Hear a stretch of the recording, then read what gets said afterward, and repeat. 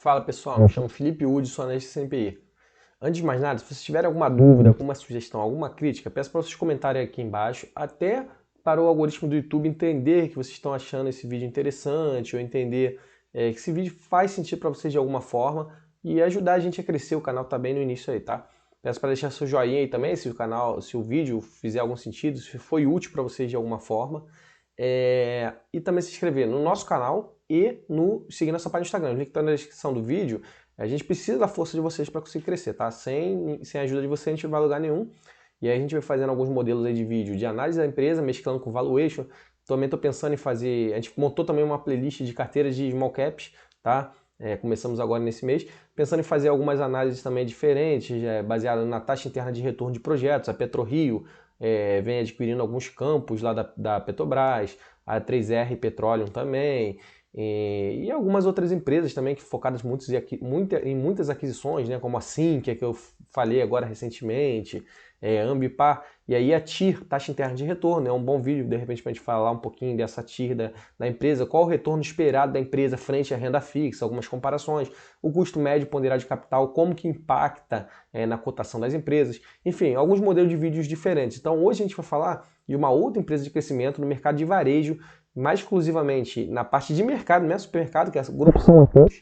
Uma empresa interessante, puramente de crescimento, tá? Mas é um mercado que tende a ser mais afetado se a economia estiver indo muito mal e que tem margens muito apertadas. Então é um segmento mais perigoso assim de as pessoas investirem e tal. Mas a gente vai dar uma analisada no Grupo São Mateus. Então vamos lá. Resultado do primeiro TRI de 2022, né? O Grupo São Mateus abriu capital recentemente e ele vem focando forte aí, né? Caraca. Meu Deus do céu, esse negócio aqui para arrastar.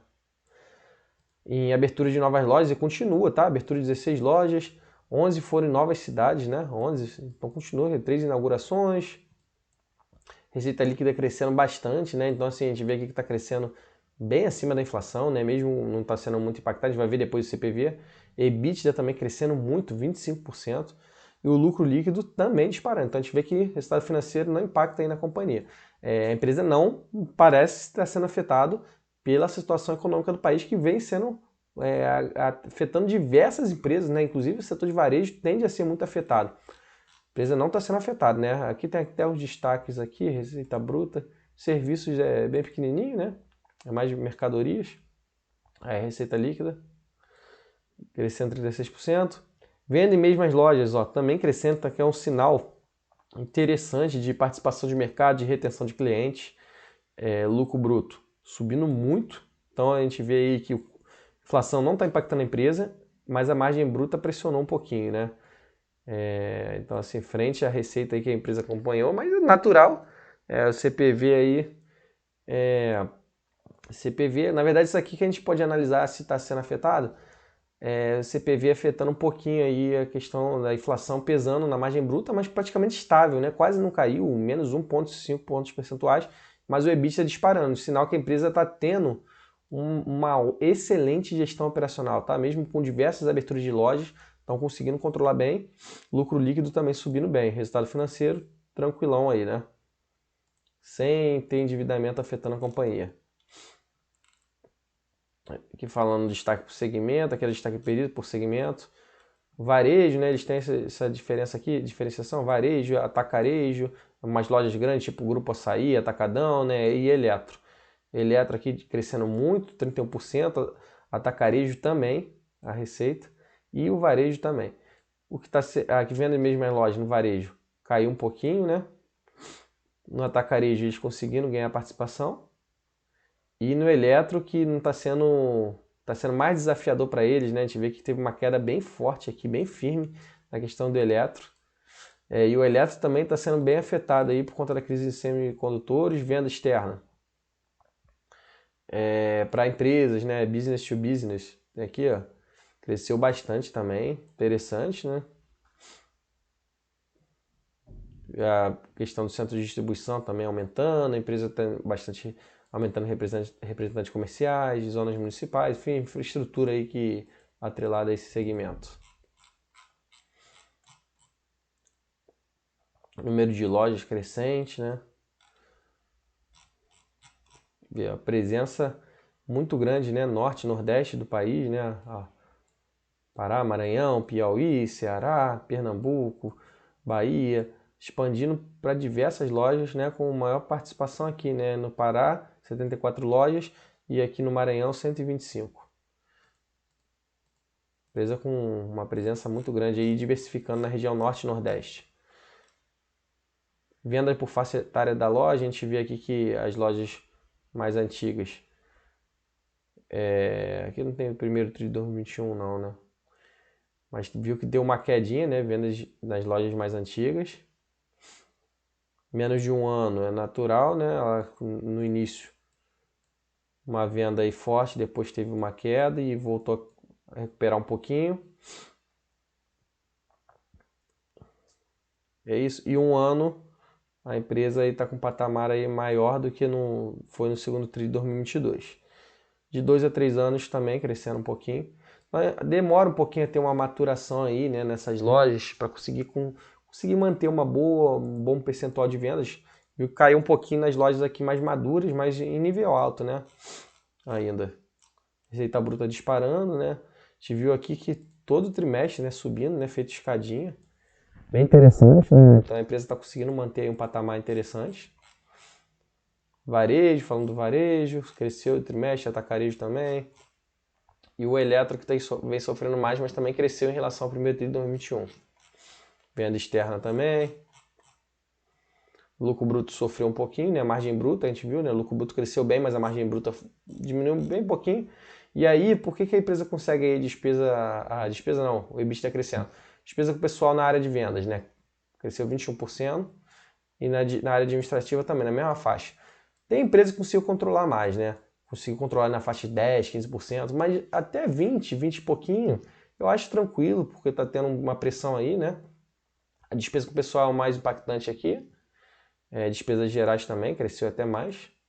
Mas aqui na parte de despesas com vendas realmente não tem muito para onde correr, porque a empresa precisa gastar para vender. Agora, administrativo, a gente vê aqui que a empresa conseguindo despesa com o pessoal que impacta mais na parte administrativa, nessa faixa aí de 20%. Não está tão absurdo, não. Depreciação com arrendamento aqui. Isso daí faz parte do negócio, né? Esses mercados aí alugarem espaços, né? Arrendamento acaba sendo um tipo de aluguel, faz parte do negócio. E teve um crescimento aí de 32,7% no total, né?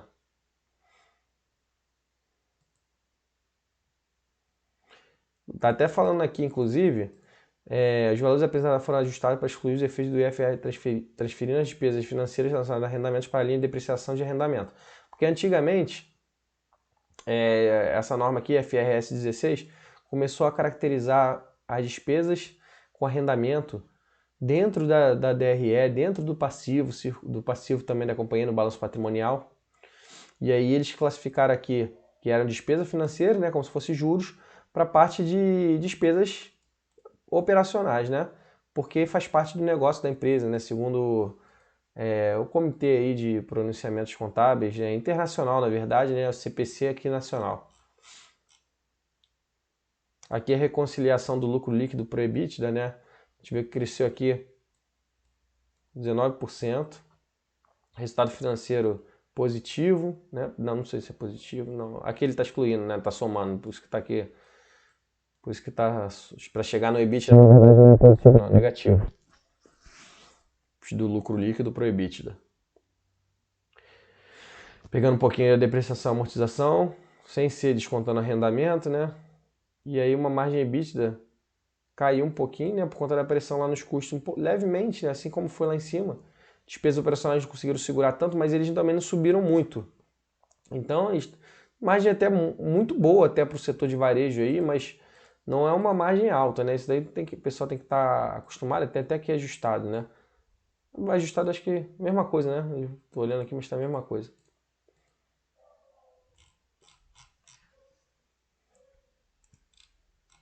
O que eu falei, né? Lá tá somando porque foi negativo, né? De resultado financeiro bem tranquilo, despesa financeira bem tranquilo, juros pequenos, que é questão do cartão de crédito, né? Desconto concedido. mas também tem algumas receitas financeiras aqui em cima. Então, no endividamento não impacta o Grupo São Mateus, eles podem continuar, a margem líquida aqui também quase na mesma faixa do EBITDA, né? 4,4%, caiu um pouquinho, levemente. Que é a questão do ciclo de caixa, né? Quanto a empresa gasta e espera para receber. Aí tem os recebíveis, tudo praticamente na mesma linha, não está oscilando muito. Então a empresa vem continuando adotando a mesma estratégia, né? Inclusive a questão de estoque, ó, ela subiu aqui levemente em relação ao ano passado, mas praticamente na mesma faixa. Então o ciclo de caixa não mudou muito, né, em relação ao ano anterior.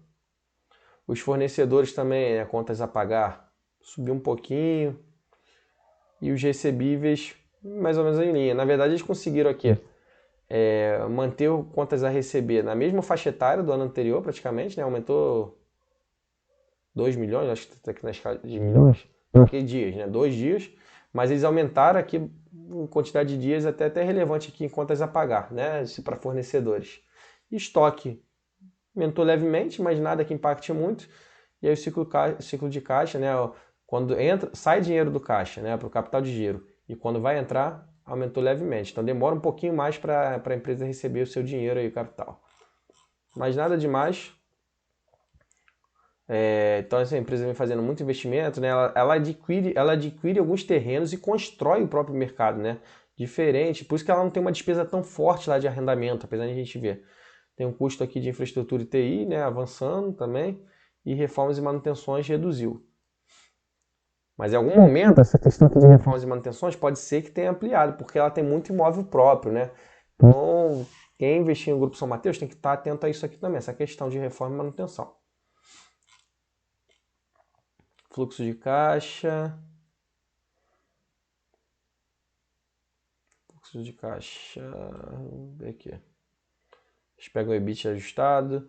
Depreciação baixinha. Aqui falando da atualização de passivo de arrendamento, né? Porque não impacta de maneira imediata, né? No caixa da companhia. Geralmente tem uma parcela que vai diminuindo ao longo do tempo, né? A tua dívida com o dono, né, do imóvel.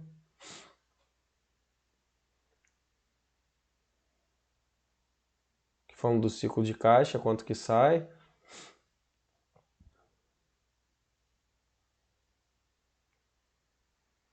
Questão da atividade de investimento, fluxo de caixa líquido. Aqui é um resumido, né? Um déficit resumido, na verdade, não é ela toda detalhada, não.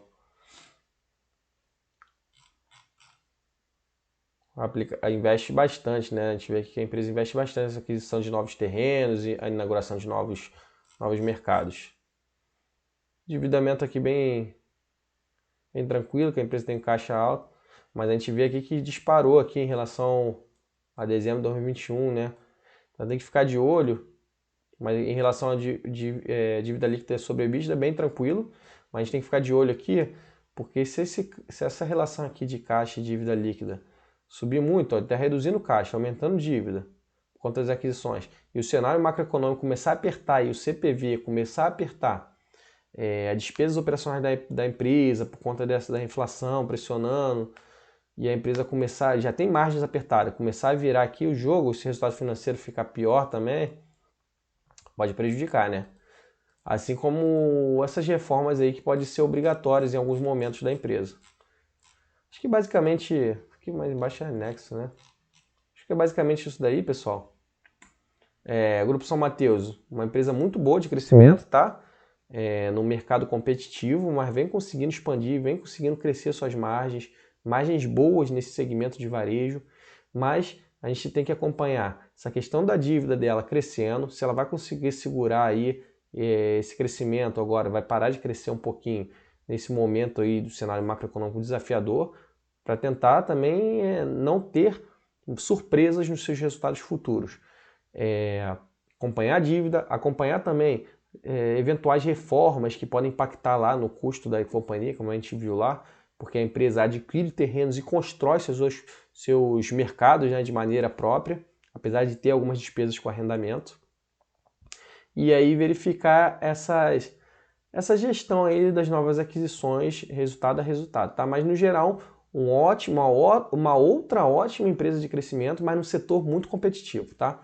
Se vocês gostaram desse vídeo, Peço para vocês comentarem aí, deixar alguma sugestão, alguma crítica, se inscrever no nosso canal, seguir nossa página no Instagram, os links estão na descrição do vídeo, e deixar seu joinha aí também para o algoritmo do YouTube entender que esse vídeo fez o sentido para vocês de alguma forma. Valeu? Forte abraço!